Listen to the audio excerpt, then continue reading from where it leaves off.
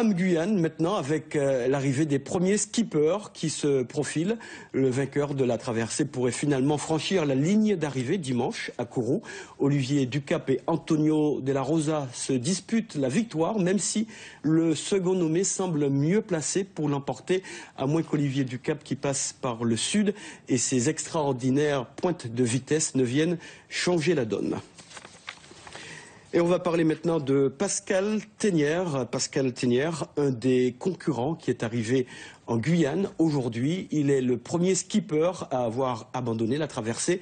Aussitôt après avoir touché terre, il s'est rendu au PC de la course où l'attendaient des écoliers. Le reportage de José Blaisès et Abel Parnasse.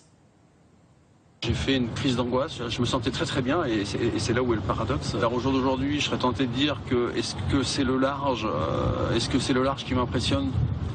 Très honnêtement, je pense que oui. C'était le 28 octobre dernier. Pascal Ténière est contraint à l'abandon pour la deuxième fois consécutive. Chargé de l'organisation du prologue à Gonfreville-Larcher, il est arrivé en Guyane afin d'accompagner les organisateurs pour l'arrivée de Rame Guyane à Kourou.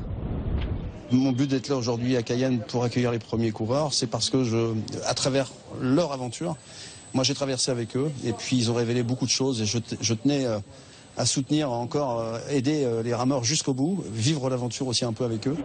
Une classe de CM1 de l'école élémentaire Mariette Bernet de Zéphyr est venue visiter le PC Course dans le cadre d'un projet Rame Guyane, mis en place par Karen et Tania, enseignantes dans l'établissement.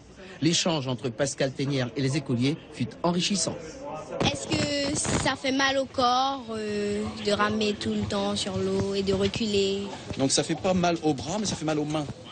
Vous avez vu les avirons, comment on tient des avirons? Oui. Donc vous avez toujours les mains serrées comme ça, vous voyez? Et c'est ça qui fait mal, parce que vous avez des ampoules sur les mains. Avez-vous rencontré déjà des requins particuliers que vous ne connaissez pas? J'ai vu effectivement des dauphins, j'en ai vu un petit peu, des dorades coryphènes, vous voyez ce que c'est des dorades coryphènes, des gros poissons là. Donc ça j'en ai vu un peu effectivement.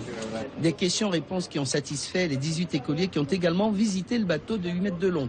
Pascal Ténière leur a expliqué comment il vivait à bord et surtout à quel moment il ramait selon un programme établi avec ses routeurs. 4700 km, c'est long. Je suis très heureux d'avoir parlé avec les rameurs, j'ai pu poser les questions et j'ai réalisé mon rêve parce que j'avais très envie de voir le bateau. Je lui ai dit en fait, moi quand la maîtresse nous a dit que M. Patrice Maciel était avant-dernier, moi je dis à M. Pascal comme ça que ce qui compte ce n'est pas de gagner mais c'est d'y participer. Cette aventure, c'est aussi un cordon ombilical entre deux continents, deux cultures différentes, l'Afrique et l'Amérique du Sud. Et c'est tellement riche en histoire et en géographie que c'est un plaisir de discuter avec les enfants. De la ligne du départ, c'est en Afrique et pourquoi on arrive en Guyane et que c'est une terre où il y a beaucoup de choses.